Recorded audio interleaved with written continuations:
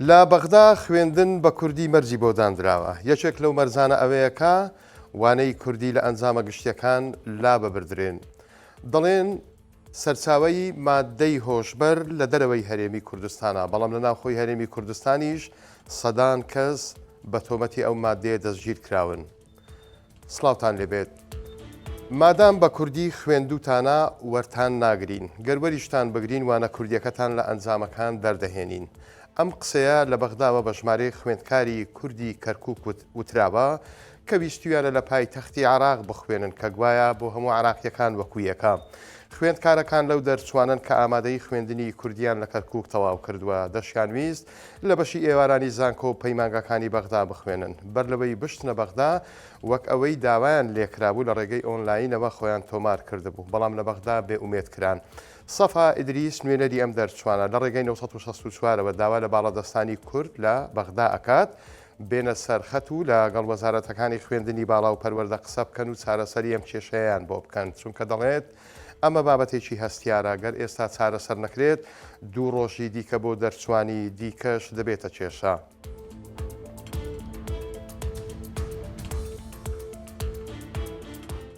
لە هەرێمی کوردستان خەریکە بەکارهێنان و بازرگانیکردن بە مادەی هۆشبەر ئەبێتە دیاردەیەکی ترسناک. بەپێی ئەو ئامارە فەرمیانەی بڵاو ئەکرێنەوە چەندەی ئەو جۆرە خەڵکانە لە ناو چاکسازیەکان گیراون، هێندەش زیاتر لە دەرەوە بە بەردەوامی دەستگیرەکرێن. بەڕێوەبەرایەتیەکانی مادەی هۆشبەر زوو چاڵاکی لە ناوبردننی مادەکان و هەواڵی دەستگیرکردنی باندەکان ڕائەگەیەنن. ئەمڕۆژ لە هەولێر کارێکی وا کراوە 130 کیلۆگرام لەو مادەیە لە ڕێگەی سووتاندنەوە لە ناوبرا. نەقیب ئەرکان عومەر بەرپرسی ڕاگەیاندن لە بەشی مادە هۆشبەرەکانی هەولێر بە 1964 ڕاگەیاند لە ماوەی 6 مانگی یەکەمی ئەم ساڵ نزیکەی 1000 کەس لەسەر بەکارهێنان و بازرگانیکردن بەم مادانە دەستگیر کراون. وتیشی ئەوان تەنیا نایانەوێت مادە هۆشبەرەکان لەناو ببەن، بەڵکو مەبەستیانە وشککردن و بنبڕکردنی هاوردەی مادەی هۆشبەریش لە کوردستان بکەن، چونکە ئەڵێ لێرە مادەی هۆشبەر بەرهەم ناهێنرێت و سەرچاوەکەشی لە ناوخۆی هەرێمی کوردستان نییە.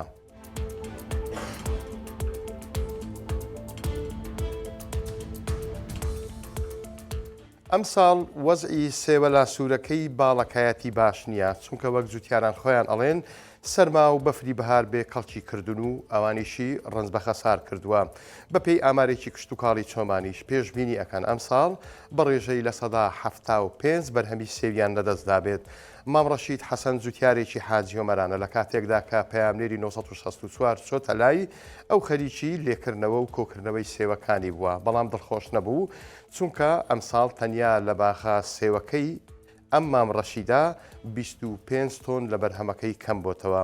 مامڕەشید هەر بەخەمی کەم بەرهەمی ئەم ساڵی سێوەکانی دانەکەوتووە، بەڵکو لەوە گەورەتر خەبی ساخکردنەوەی ئەو بڕا سێوە کەمیەشیانە کە ئەم ساڵ بەرهەمی هێناوە، چونکە ئەڵێت ئەمڕۆ بارە سێوێکی جوان و گەورەم بەڕێ کردووە بۆ گومرگ، دەبێت چەند ڕۆژێک چاوەڕێی بکەم تاکو ئەفرۆشێت.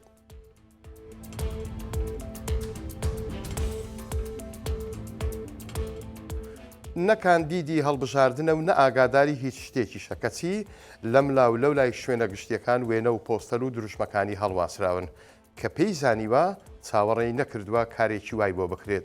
ئەمە یەکێکە لە چیرۆکە خۆشەکانی ناوبانگەشەی هەڵبژاردننی ئێستای پەرلەمانی عراق. هاوڵاتێکی شاری سلێمانی بە ناوی سەردار فەهمی کە بە زالە ئەستێری ناسراوە لە بواری کۆمیدیا کار ئەکات، بەیانیەک لە خەو هەڵساوە ئەبینێت بە وێنەی خۆیەوە ژمارەیەکی زۆر فلێکس و پۆستەری بانگەشەی هەڵبژاردن لە شەقامەکان هەڵواسراون و داوا کراوە دەنجی پێ بدەن. کاتێک زالا وێنەکانی خۆی بینیوە تووشی سەرسوڕمان بوو، ئەڵێت کە وێنەکانمم بینی وەکو ئەوەی لە بینایەکی بەرزەوە کەوتوبێتمە خوارەوە. برادەرەکانی زالا و ئیشیان کردووە، تەنیا وەک گاڵتە و گەپێک بووە، بەڵام ژمارە 44 کە ژمارەی سالەیە بۆ هەڵبژاردن ڕەنگە لە سنووری پارێزگای سلێمانی ببێتە ناسراوترین کاندیدی ئەم بازنەیە.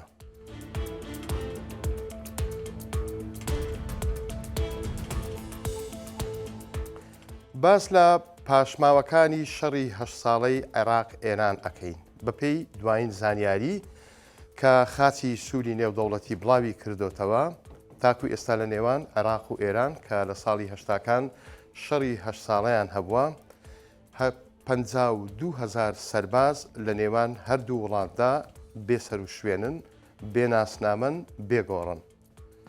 بەدووادا چوونێکمان لەسەر ئەم بابەتە کردووە کە ئەمڕۆ لە ڕۆژنامەیەکی فەرمی عراق بڵاوکراوەتەوە. دیارە هەردوو وڵات لیژنەیەکی هاوبەشیان پێکهێناوە بە چاودێری و سەرپەرشتی لیژنەی نێودەوڵەتی خاچی سوور بۆ ئەوەی ئەو شوێنانەی کە گومانی لێ ئەکرێت سەربازەکانی لێبن لە کاتی جەنگەکە ئەو شوێنانە بپشکن و دواتر لە ڕێگەی DNA-ەوە ناسنامەکانیان ئاشکرا بکرێت. خاچی سووری نێودەوڵەتی ئەڵێ ئێمە زیاتر پشتیوانی لایەنی عراقیەکەین بۆ ئەوەی و هاوکارەیان ئەبین و ڕێکاری باشیان لەگەڵ ئەگرینەبەر بۆ ئەوەی بتوانن کە لە کارکردنیان بۆ دۆزینەوەی ڕووفات یاخود کەسەکان دەستوبردیان هەبێت. بەڵام 37 ساڵ وا بەسەر کۆتایی هاتنی ئەو جەنگەدا تێئەپەڕێت، بەڵام تاکو ئێستا 52,000 کەس کە سەربازی ون بوون بێسەر و شوێنن کەس نازانێت لە شوێن و بە داخراوەیی ماوەتەوە. بەڕێزان هەواڵەکانم پێشکەشکردن کاتێکی خۆش بۆ هەموو لایەکتان.